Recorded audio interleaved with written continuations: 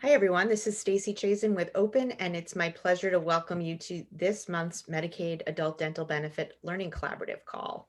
I think most of you have been here many times, but real quickly, I'll just go over some housekeeping items. Today's call is being recorded, and we'll be sharing that over Open Communities. We ask everyone to keep themselves on mute to avoid any background noise, but encourage you to take yourself off of mute whenever you'd like to speak, also to use the chat box. And this is a conversation. So we have a couple presenters, but we hope everyone will get involved. So with that, it's my pleasure to turn things over to today's moderator, Stacy Auger with CareQuest Institute. Thanks, Stacy. And it's so good to see you all. And don't be shy, turn your cameras on. We'd love to see your beautiful faces. But I'm so thrilled to be with everyone and really appreciate, as always, you making time for this call. As Stacy said, we want this to be a very just free-flowing conversation. We are going to hear from our friends in Pennsylvania and Michigan. But after that, we really want to open it up and hear from everyone. So as you likely saw in Stacy's reminder this morning, we're going to be talking about strategies for engaging newly elected legislators and as well as other post-election advocacy strategies. Like I said, we're going to start by hearing from two of our colleagues, Ellen in Michigan and Vanessa in Pennsylvania, and then we'll open it up to all of you. So before I turn over to Vanessa and Ellen, I want to do a little bit of level setting. I got kind of jazzed up with some statistics and facts that I found on NCSL this morning and just wanted to share them. I thought it might help kind of frame our discussion today as we talk about the post-election world.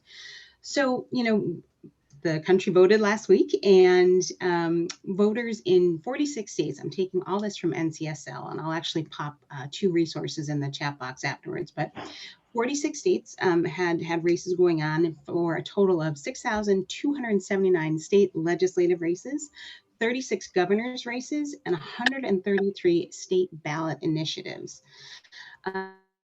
When we look at the legislative races, we know that about 85% of state legislative seats were kind of, in play. And with the election results now in from most states, we see that about 20% of those states went to newly elected legislators. At the moment, although I haven't checked in the last couple hours, it looks like there were states, the two states that still had some movement in play are Alaska and Pennsylvania. And Vanessa, certainly jump in and tell me if I'm wrong on that. But overall, based on election results, we're seeing that Republicans, by and large, maintained strong majority in state legislatures. And in fact, 28 states have both of their legislative chambers, so their House and their Senate, under Republican control. 20 states have both chambers under Democratic control, and Virginia right now is currently the only state with a split between the two parties. And then in terms of overall state control, we see that there's a trifecta happening on lots of states. So that trifecta is where one party holds control, holds the majority in the legislative chambers and also in the governor's office. And so Republicans have that trifecta in 22 states, or will have it in 22 states. Democrats will have it in 17 states. And it looks like there will be divided state control, again, with the legislative chambers and the governor's office different in 8 states. Again, with races in Alaska and Pennsylvania still to be determined. So that's kind of like the quick and dirty summary that I think is useful as we think about where things are headed for all of us in the next year and engaging with folks in our state. So I'm going to turn it to, I'm going to see Ellen. Would you like to go first and tell us about all things Michigan and how things shook out and how you're responding to the elections, how you're preparing for next year, and kind of just give us a lay of the land. So Michigan is like I guess, deeply purple state. Traditionally, we have had a Republican legislature, and the governorship has gone between Republican and Democratic governors.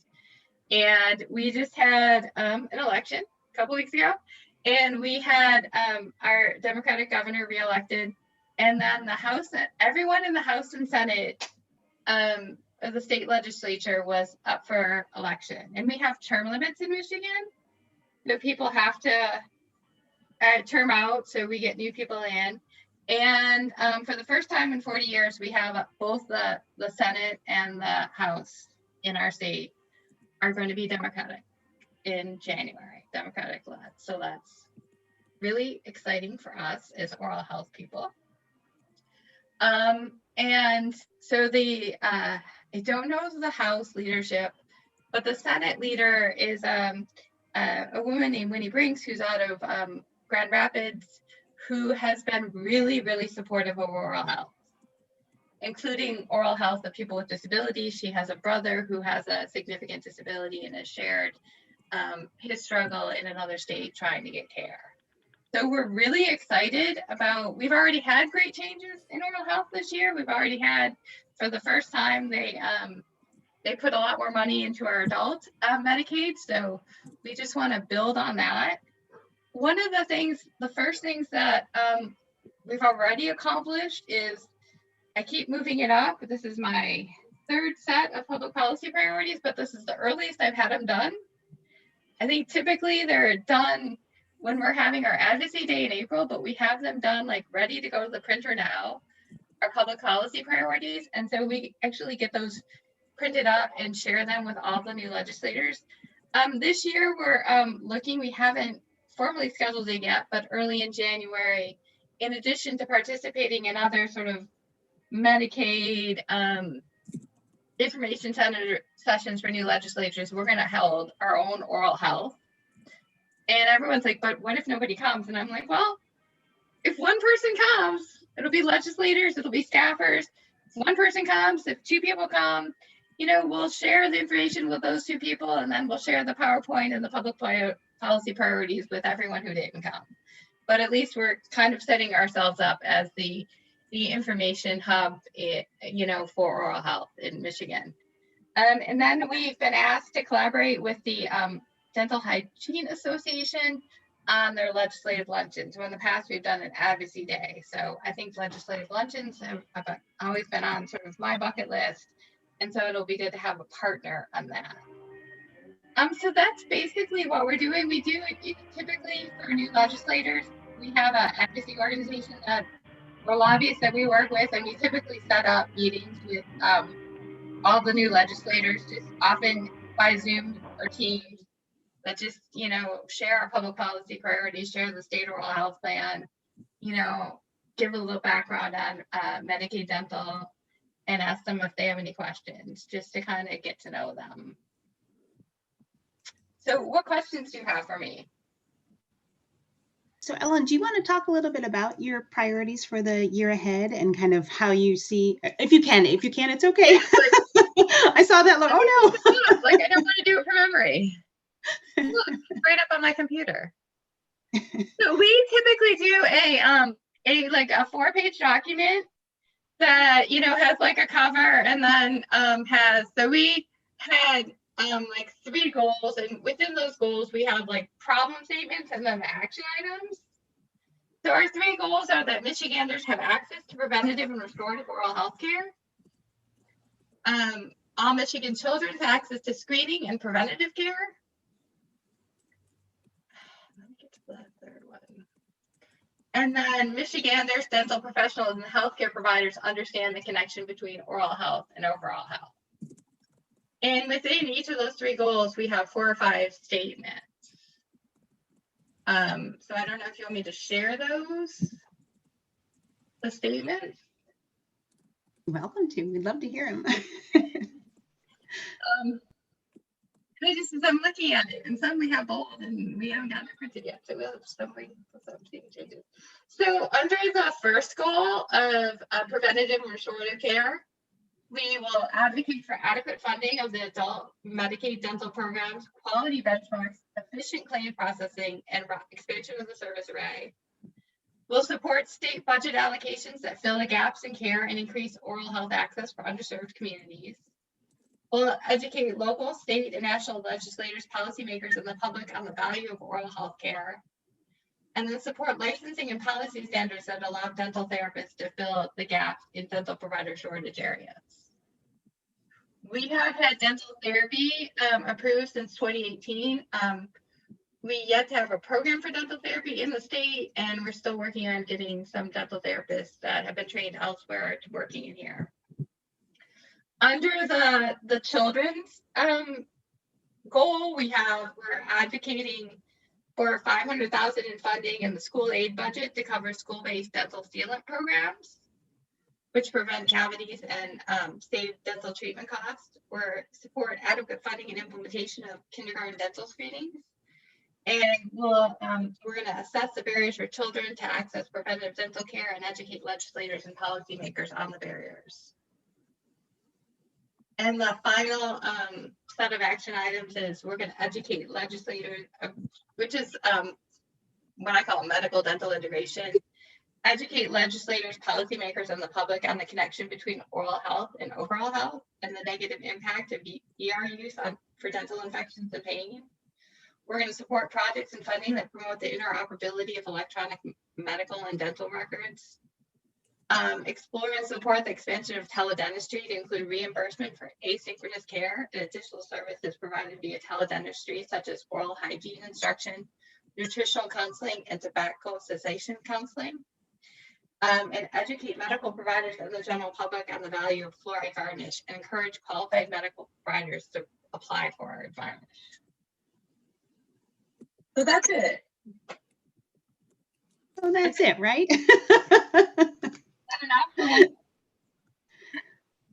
So that's our plan. I'm going to stick to it. That's fantastic. It's exciting, Ellen. So how do you see, you were mentioning you've had this change in your legislature. You've got a new, I think you said it, I'm sorry, a new Senate leadership coming in. How do you see like these changes that you see them, it sounds like a very positive light to be coming in and moving into this new session? Do you see any big bright spots or anything that you feel like you may have to come up against that you need to kind of steamroll? I feel really excited about it. Dental has always been, in my experience, like all of the legislators, whether they're Republican or Democratic in our state, are very sensitive to dental access because they hear from a lot of their constituents that they have difficulty with accessing dental care. And a lot of, senators, regardless of the party, and representatives know that a lot of people rely on Medicaid for their dental services. But I still see, we met with a senator who will be in the minority come January, or he's actually leaving yesterday, and he was really, like he said to me, because we have a Medicaid dental redesign going on right now, like that, almost the way he put it was he was concerned that people on Medicaid might have the same benefits as people on commercial insurance. And I'm like, yay, that's what we want. And he was almost like insinuating that they weren't deserving. And so I had to kind of address that of, we want everyone to have benefits, and that, we want to improve the overall health of everyone. We want to, put the money into, he's a doctor. So he has always said to me, this is totally preventable.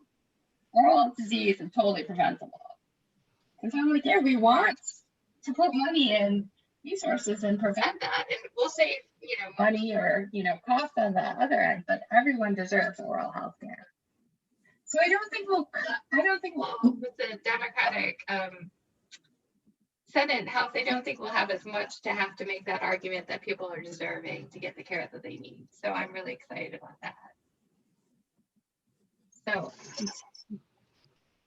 that's terrific, Ellen. Thank you. We're going to be so excited to watch what lies ahead for you guys in the year ahead. I want to open it up to folks to see if they have questions for Ellen.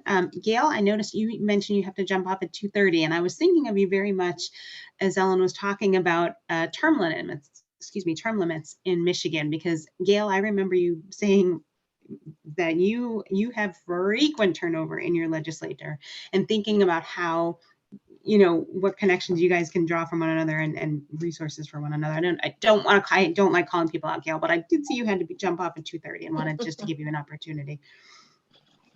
Okay, yeah, I can add a little bit to that, and then I'll think some more about it also, Stacy, thank you. We do, I'll give you the very short primer on New Hampshire politics. Our legislature, we have 24 senators, but we have 400 representatives. So one of the things that we experience here, and we elect all of them every 2 years on the same day. In fact, we elect all of our state senators, state reps, Congress, governor, and a mechanism we have called the Executive Council on the same day. And they all change out on the same day. The only thing we don't elect is our Senate, US Senate. So those are the only two people that don't have that happen. So we have 400 in the House of Representatives, and right now we literally, in our vote we just had, we have 200, and I have to tell you, I don't know if they're R's or D's. We have 200, 199, and 1 independent. So that is where we are right this second while I'm sitting here. But a couple of things happen with that, Stacy and Ellen, is that we get about 60% turnover every 2 years. So when you look at 60% of 400, right, you're talking about 200 plus brand new representatives every 2 years. And so, and the second thing, especially given what I just told you about 200, 199, and 1, is that with 400 in there, within 60 days, someone's going to die, someone's going to have a family emergency, someone's going to something. So they start resigning, and I'm literally sitting here saying, this could mean that the majority could change, could change tomorrow, the next day, 6 times before February. I don't know. So that's a very hard piece.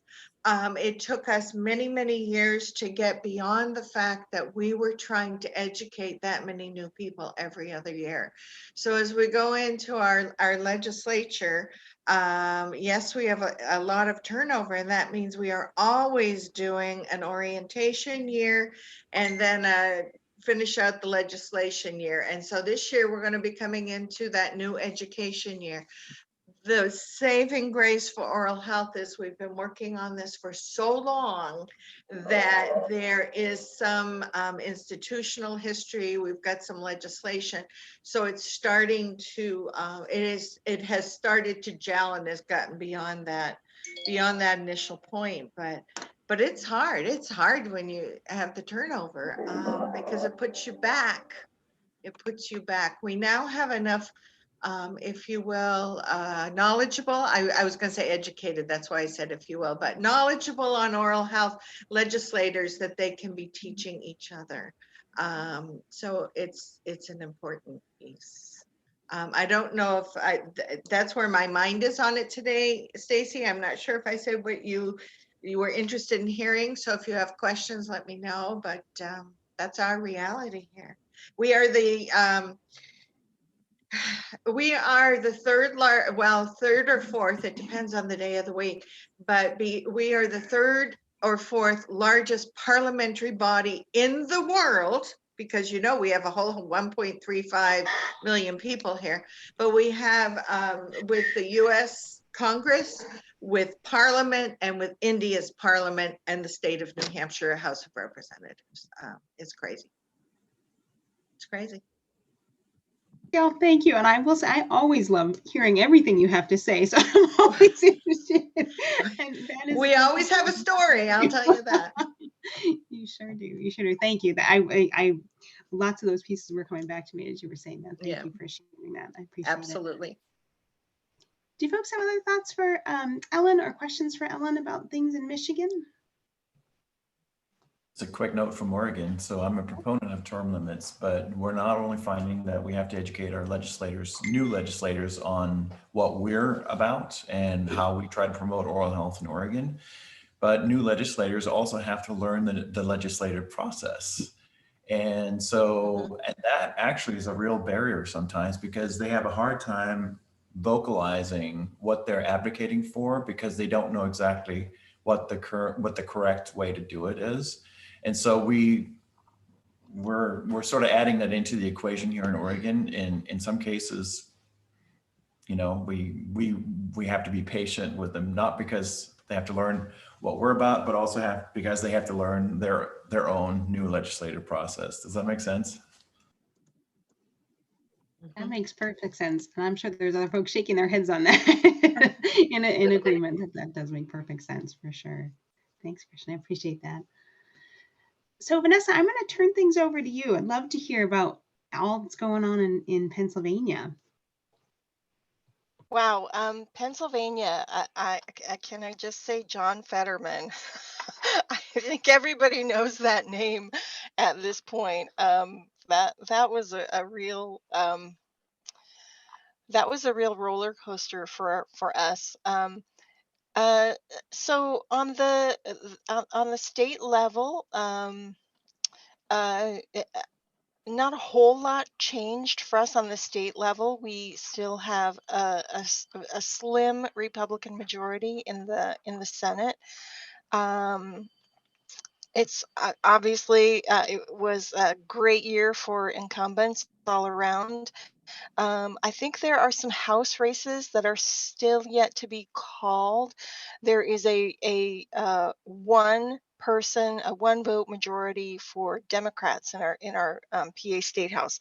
Of course, this being Pennsylvania, we already have lawsuits going on about whether ballots that were not dated or improperly dated should be counted.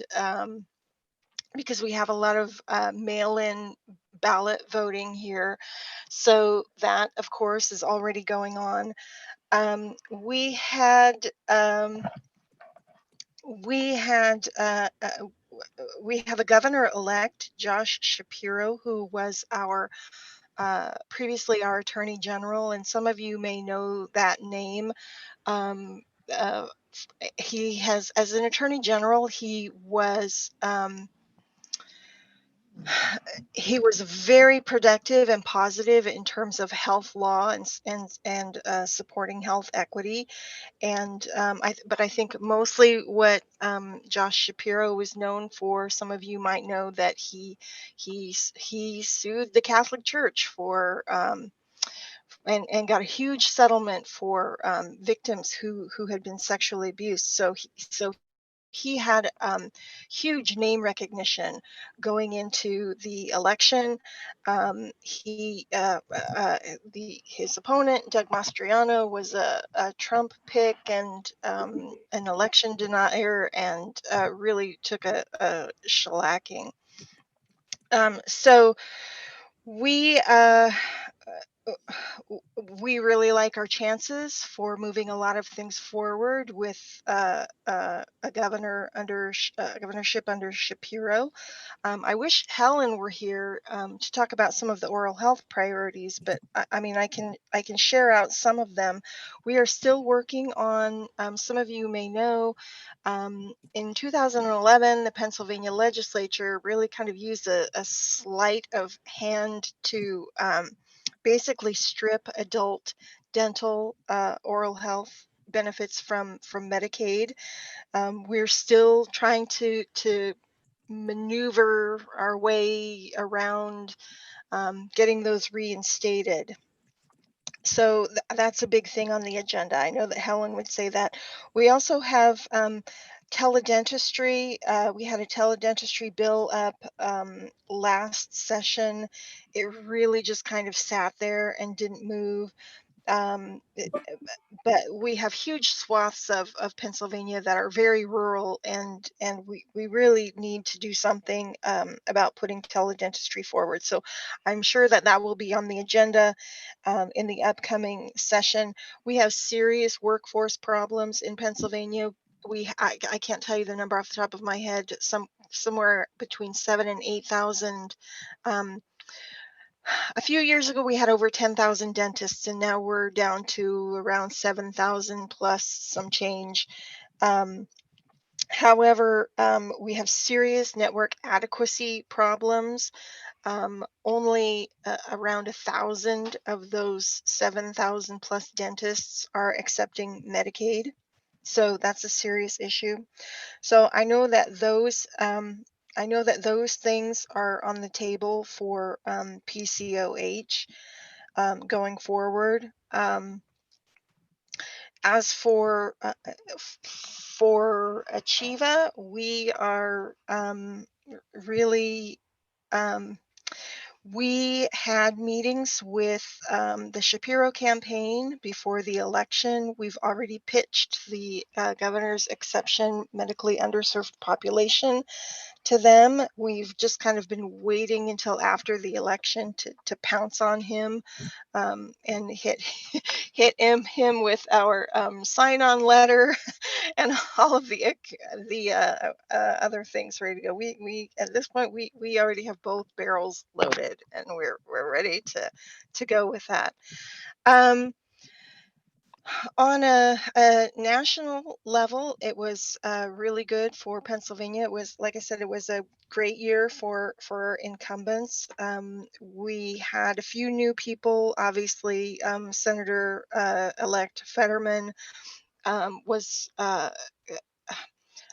lot of people have heard of him. He really, after some folks may not know, he had a stroke, a small stroke right before the election. And Dr. Oz, oddly enough, really made that a campaign issue, and there was a lot of negative campaigning about his abilities after a stroke. But but actually, it really kind of backfired because it really put a spotlight on disability and what it means to be able to do a job. And so the tactic really didn't work. People really showed up for Fetterman. And so we think that this is still a great opportunity to keep disability in the spotlight on that. Um, and I mean, he was he was very friendly to disability issues before, and is now obviously more so. Um, One of the things I wanted to mention was I remember in the 2018 election listening to Melissa Burrows in this learning collaborative, actually talking about how it's a great time after elections to build relationships with new legislators, and I took that advice to heart, and I cannot say enough how well it turned out for us. Um, New legislators, they're still trying to get their feet under them, but there are a lot of tremendous opportunities to build relationships there. I mean, they're kind of the new kid on the block, and there's a lot for them to learn. And so, if you're knowledgeable about the process, and your organization has a lot of credibility, um, you can make a lot of headway with new legislators and build some really strong relationships. We had around the Pittsburgh area, we had in 2018 we had two new legislators, um, and one of them is very beloved by her district. She's not going anywhere. But when we had our meetings with her about oral health, she immediately took up the cause. And said that she had worked her way through school. Her father passed away while she was a teenager. She hadn't been to a dentist in 10 years. When she became a legislator, she got great health insurance, which included dental. And after 10 years, she went to the dentist, and she had a lot of dental work that needed to be done. So she really needed no convincing to pick this up. And we went we developed a relationship with a brand new Republican legislator, and her father was a dentist, and she was also ready to take it up. And because they were both new, um, w- we were able to float the idea of introducing some legislation to have the adult dental benefit reinstated. And because they were both new and really didn't understand the process and have their feet under them yet, they um, uh, they wanted help drafting something. And so of course we're going to jump at that chance, and we were like, well, of course we'll help draft something. And so, and basically that's what we did. We drafted um, some legislation, and they both introduced it in a bipartisan basis. That legislation didn't move very far, but uh, sometimes in the world of politics, competitiveness can be a really great motivator. And so just putting that issue on the table was enough to kind of push some of I hate to use this term, but like the old dogs, but you know, the people who've been doing it for a long time. It really helped to push them to do more. Um, and Kelly Braun from the PA Office of Rural Health had just put out a really great report on oral health in rural Pennsylvania. And so we were able to get something similar to what, I mean, we didn't get we're still working on getting the adult dental benefit back, but we had wanted a legislative study to to get more information about the effects that those cuts had. So we did get the study. We didn't get the study that we wanted, but we got a study on oral health in Pennsylvania. So, you know, we're going to take it. That's, to us, that's a win. So I guess I would say never underestimate new legislators. They're ripe for cultivating really strong relationships, and they're also I think they're more willing to look at ideas that might be a little bit on the bold side. So I would definitely kudos to Melissa Burrows. I would definitely recommend that everyone reach out to their brand new legislators and build those relationships. I mean, those legislators that, I mean, we can go to them um, with lots of things that we're working on. We tend to have really good access with those people because we got in there and we built those relationships really early on. So I can't say that enough. So that's a really long-winded that's a really long-winded kind of explanation or of what's going on in Pennsylvania. That's great. Thank you. And not long-winded at all. It's perfect. I'd love to hear you talk for even longer. I think, you know, what you just said very much ties into what Christian raised about, you know, in it, you wanting to make these connections, really capitalizing on making new connections. Bianca just put in the chat, and Bianca, please feel free to jump in too, about so many folks have a connection to oral health. When you just start digging a little, they don't even have to dig very far, but just start talking to people that have a connection to oral health and helping them explore it. And then as new legislators, as Christian said, helping them understand that process and being a resource in that, you know, talking about being able to help them draft language, that's huge, right? And so you're not only bringing an issue to them, but also being this great resource to them. So yeah, thank you.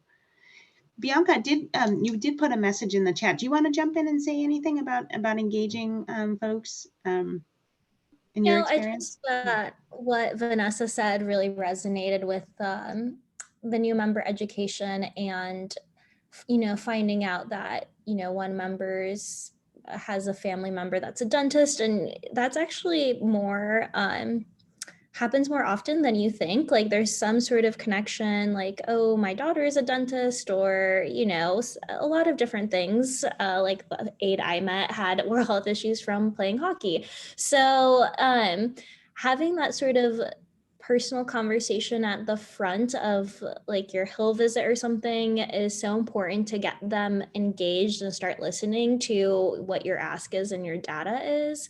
So anyways, it was just supportive to make sure you do some research on your legislators, but also just whoever you're meeting with, you know, take a few minutes just to talk personally and see what comes up. And a lot of the times they'll be a lot more open to hearing about what you're looking for once, you know, you build a personal connection like that. Thanks, Bianca. Appreciate it. So I want to open it up. I want to hear from others, and we want to hear from everyone. And you know, what's going on in your states? How have the elections shaped what you're doing, what you're planning for?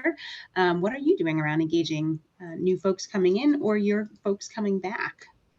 And of course, the question that we always ask is, what kind of resources and assistance are you looking for that we can provide through the Learning Collaborative or through the many wonderful partners that we have out in the world? I'll open it up.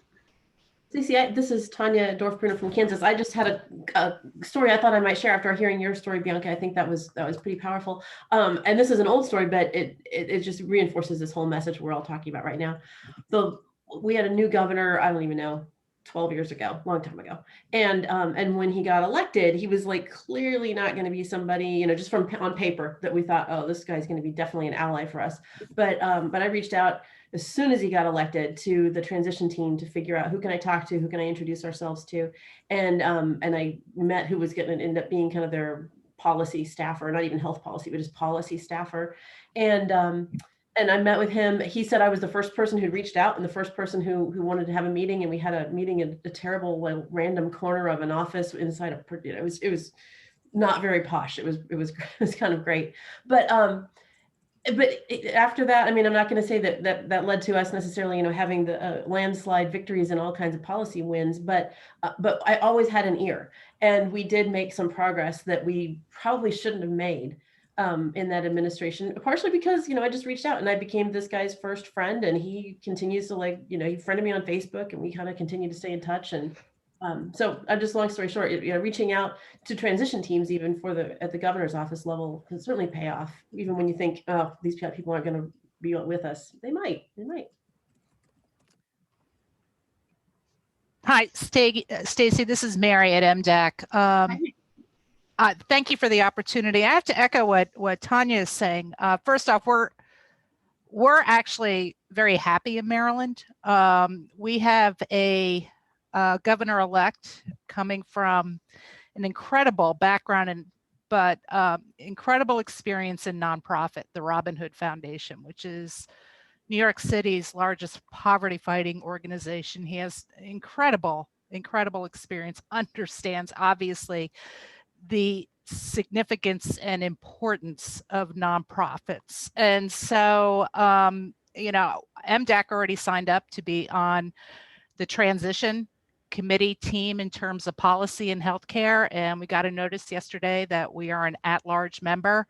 So, you know, don't be shy. We just put our name in there. I'm encouraging and echoing what Tanya says, reach out and do that.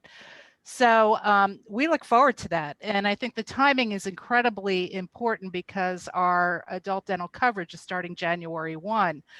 So, you know, we have 43 new legislators, which MDAC has to go out and start educating. But we also have one of our original oral health champions was elected from the House and went up to the Senate. So we find ourselves in a fairly good position right now. And with the governor-elect and the lieutenant governor-elect reaching out to the nonprofit community, asking them to be members of the transition team, you know, I am very guardedly optimistic, always guardedly optimistic, but the signs are really good. So again, I echo everybody, just reach out. They really want to hear from you and they want you to participate. Mary, that is such great news. Thank you. Excellent comments. Very helpful and just such great news coming out of Maryland. You guys are always a state to watch. So we'll be eager to see what is coming in the year ahead. Other folks have thoughts and reactions to what's going on in their state? right now? Anyone want to share what they've got up their sleeve for the year ahead? Hi, this is Beth from Texas, and I have a question, a comment kind of question, and that's for Ellen and also for Mary or anyone that's been successful in getting adult Medicaid.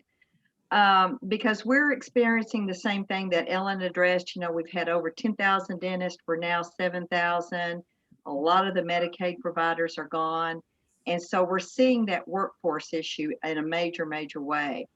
I'm wondering if any of the states opted to get an increase in Medicaid reimbursement fees before they started trying to target you know, different target populations to expand their Medicaid dental benefits.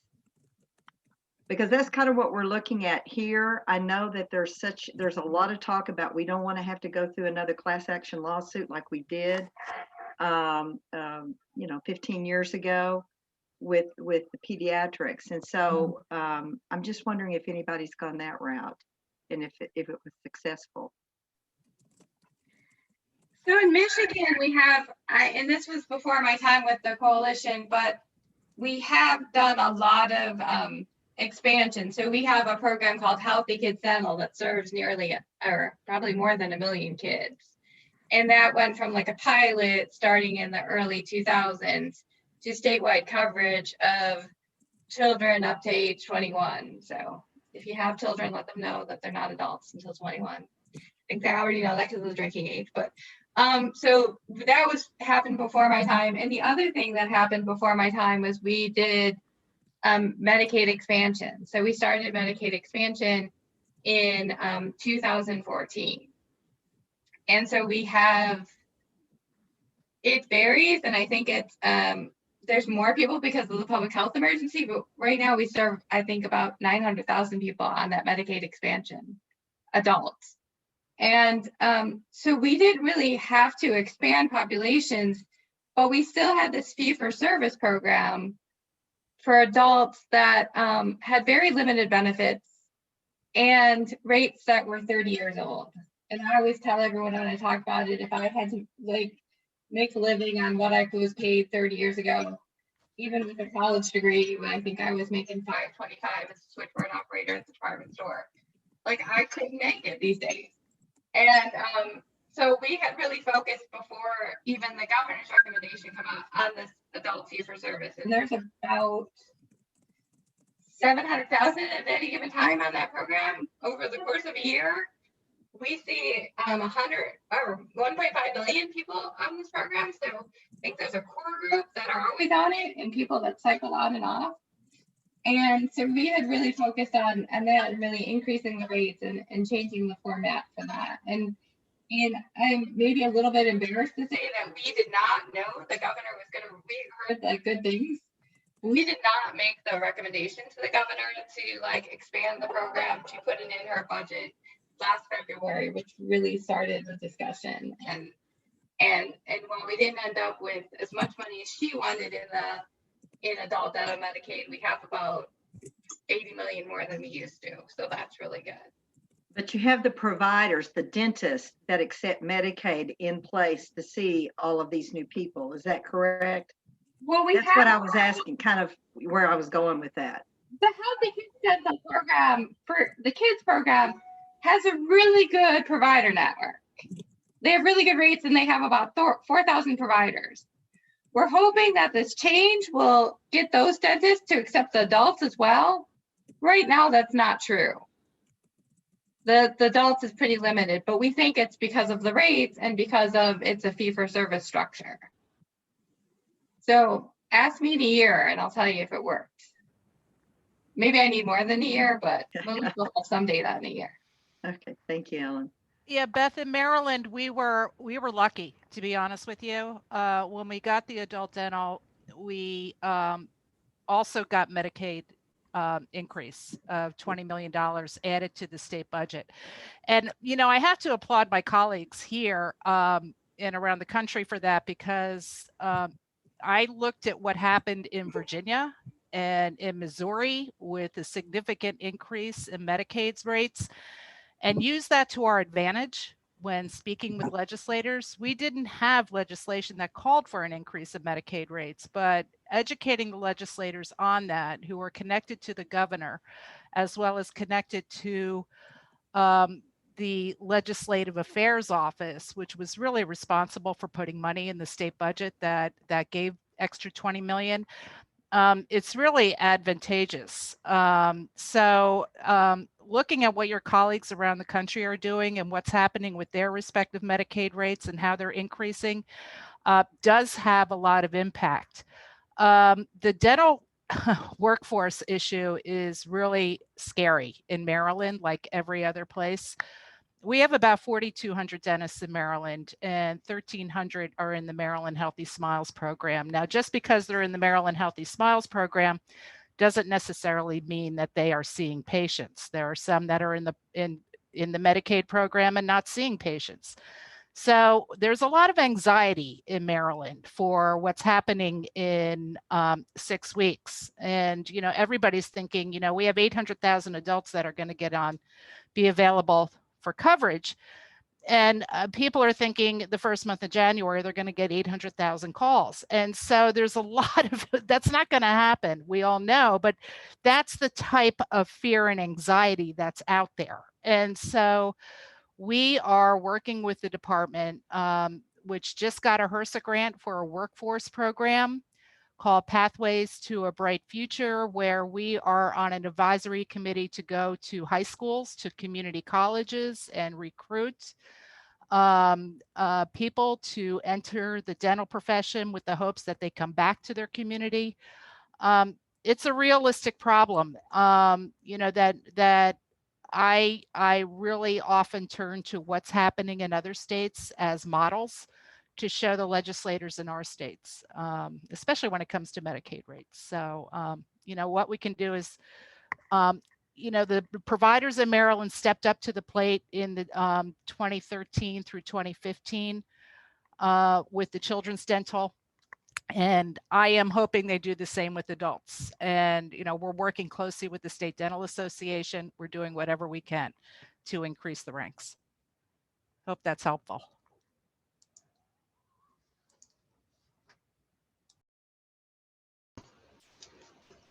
Beth, I'll flag that Tanya from Kansas put a comment in the chat box about being able to get a rate increase in 2019, 2 rate increases, one in 2019 and one in 2020. That was in advance of the state putting in an extensive benefit just this past legislative session. And she's saying the network still needs a lot of work, ton of work, Tanya's words. And so this is a definite component. They still needs work to be done, but rate increases along with the new services, they're hoping to see uptick on that. Tanya, I don't want to, I'm sorry, I kind of smushed your comments together. Do you want to jump in with any more than that? No, I think you said it. I think that was Beth going to directly ask that kind of question. I think it's a great question. And I think it's, we had to live in not letting the perfect be the enemy of the good. Like, we don't have a good provider network. I don't think I've ever heard of one state that does have a really good dental provider network, but let's just get some policy things in place and then do the education work and see where we go.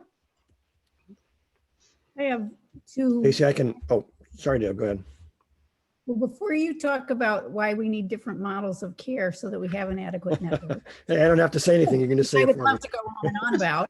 I just wanted to say that in 21, Minnesota did have its most significant rate increase in a while that went into effect in 22. And we have already been asking, well, actually the relevant bit is that to make the most of money and not undermine the safety net, the increase that went to non-critical access provider dentists, and some private dentists are critical access, but you have to have a certain volume of care and meet some standards to have a higher reimbursement rate all the time. So they made the rate increase disproportionate to for the private dentists getting more, the non-critical access dentists getting more. So we're very eager to see what the impact of that will be on utilization. Did that rate increase stimulate more participation by the non-critical access dentists? And so we've been bugging DHS, but they're making it sound like it'll be a few quarters into next year before they'll run the numbers and see that, but it does matter. And I feel like in this case, if it proves that you cannot pay some practices enough to see public program patients, then maybe we can put a nail in that and start supporting our safety net more strongly. I would be very interested in knowing the results of that study whenever it does come out, whenever you get that data. It's really interesting. Thank you, Deb. Stacey, I wanted to add something about the provider shortage issue. And as Deb already introduced what I was going to say, because she knows my mind better than I do sometimes, which is that, right? The idea of thinking differently about the oral health workforce. So obviously the traditional way of thinking about it is if you don't have enough providers, you got to get more dentists. But what I've been working on for really decades now is thinking differently about oral health, and it doesn't have to be dentists. So I think probably everyone's familiar with expansion of duties for dental hygienists, and there's almost every state now has some kind of advanced practice dental hygiene license. But we've been doing that in California, I think making slow but steady progress towards a more diversified workforce. And we've got a couple of years down the road now in some pilot projects that are looking at adding home visitors and community health workers to the dental workforce. And I'll just give you a little example of just one of them is a project going on now where we're looking at the ability for very young children to have home visitors be the front end of the dental workforce. I think maybe everyone's heard of the idea of the age one dental visit. It's promoted by the American Academy of Pediatrics and the American Academy of Pediatric Dentistry. And if you talk to people about what's the purpose of the age one dental visit, the response is that it's a chance for the dentist to talk to the parents and help them establish good habits for their children. Well, it doesn't take a dentist to do that. And so what we've been finding in these first number of years, we're probably about 4 or 5 years into this development of this program, is that a home visitor who's got some training, who's got some electronic support tools, which I won't go into detail about, but if anyone wants to talk to me offline, I can tell you what those are. Home visitor with training, electronic support tools can actually do a really good job of that kind of counseling. And so it does two things. It helps families get off to a good start. But the second thing it does is it sorts out among young children, and doesn't have to be age one. It can be anywhere from, we're working in home visiting programs that are going up to children are 6 or 8 years old. You can sort out which are the children that really need to see a dentist because they've got advanced disease, or which are the children that can actually have some kind of intervention either by the home visitor or by a dental hygienist who's the next level in this kind of program. And so then you think about reserving the dentist in the dental office only for those children who've gone through these several layers of screening and intervention. It turns out it's not that many, particularly if you start with young children. Turns out the majority of them can actually have good oral health without needing to see a dentist in a dentist office. So I'm just bringing that all into the conversation because I think it's helpful to think about a different way of dealing with. We got dental workforce shortages. It's not just about getting more dentists. There's other ways to think about it, and we're getting support now in the legislature. Our state dental director is actually looking at some new things that are going on in terms of paying for community health worker interventions, and we're working with them to try and get dental included in that. So I think it's just a very promising area in the future to think about expanding the notion of what a dental workforce is beyond thinking about dentists. That's great. Thank you so much, Paul. I think this will certainly be something, as all of our states are continuing to grapple with workforce issues, we're coming back to, and always eager to hear from you about the great work you're doing and that's happening around the country. I'm looking at our time, and I want to actually give Bianca a moment before we sign off. This is today's conversation is a little bit of a teaser for something coming up, and I'm going to turn it to Bianca to let her tell you about a webinar that's coming together just after the holiday. Go ahead, Bianca. Thanks, Stacy, and hi, everyone. Yes, so thrilled for that this call focused on post-election and your plans upcoming for next year. We hope you will join us for a call on the 29th, where we'll have Melissa Burrows from Families and Annalise Cothran from AADPH. We're going to be looking at the election results, both nationally and at the state level, and we're going to be talking about Medicare, Medicaid, veterans, and LGBTQ plus oral health access. So we hope you'll make it to that call. I'll put the details in the chat with the Zoom link. There's no registration, just make sure to add it to your calendar, and then also add the Zoom link that you'll just need to click on at the time of the call. So I will do that now. And then I'll also make sure that we post it in open communities so you all can reference back if you need it from there too. Thank you. Thanks, Bianca. Really looking forward to that. That'll be great. So I want to thank you all for joining today. This has been a really great conversation, one that, of course, I hope will continue in the weeks ahead, both at our future meetings, at the call that Bianca's hosting, as well as through open communities. Certainly, you are all incredible resources to one another, and please, we're here for you. We're here for each other, and so please let's all lean on each other and think through things as time moves on. But I'm going to wrap us up for the day. I just want to thank you all again. I also want to wish you all happy Thanksgiving and hoping you have wonderful holidays with your loved ones. I do believe we have a call scheduled for December, so we'll be getting that meeting announcement out. And again, in the meantime, please reach out to us, to each other, and be well. Thanks, everyone.